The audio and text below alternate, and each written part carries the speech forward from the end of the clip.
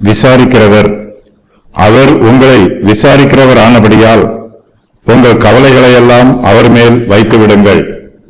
விசுவாசிகளுக்கு சோதனைகள் வரும் என்று அப்போஸ்தலர் பேதுரு முன்னறிவிக்கிறார். நமக்கு கஷ்டமான காலங்கள் வரும். சோதனைகளை நாம் பொறுமையோடு சகித்துக் கொள்ள வேண்டும். கர்த்தர் நம்மை கைவிட்டு விலகி போகிற தேவன் அல்ல. அவர் நம்மை விசாரிக்கிறவர். நம்முடைய கவலைகளையும் கண்ணீர்களையும் வேதனைகளையும் பாடுகளையும் விசாரிக்கிறவர். ஆகையினால் நம்முடைய கவலைகளையெல்லாம் அவர் மீது வைத்துவிட்டு நாம் அமைதியாய் இருக்க வேண்டும். விசுவாசிகளுக்கு சோதனை காலம் வரும். வேதனைகள் பெருகும்.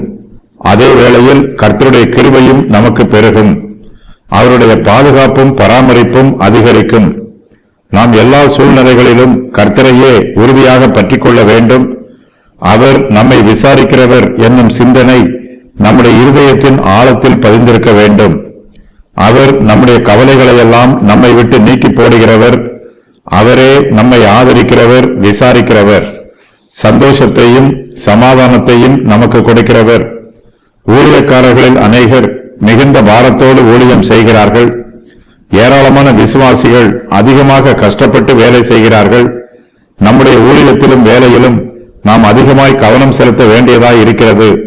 நல்லவர்கள் கூட தங்களுடைய பொறுப்புகளின் பாரத்தை சுமக்க முடியாமல் தவிக்கிறார்கள். நம்முடைய கர்த்தரோ வருத்தப்பட்டு பாரம் சுமைக்கிற நம்மை தம்மிடத்தில் அன்போடு அழைக்கிறார். நம்முடைய கவலைகளையும் பாரங்களையும் கர்த்தர் மேல் வைத்து விடலாம். கர்த்தர் நம்மை விசாரிக்கிறவர் என்னும் சிந்தனை நம்முடைய ஆவிக்கு ஆறுதலாகவும் சமாதானமாகவும் இருக்கும்.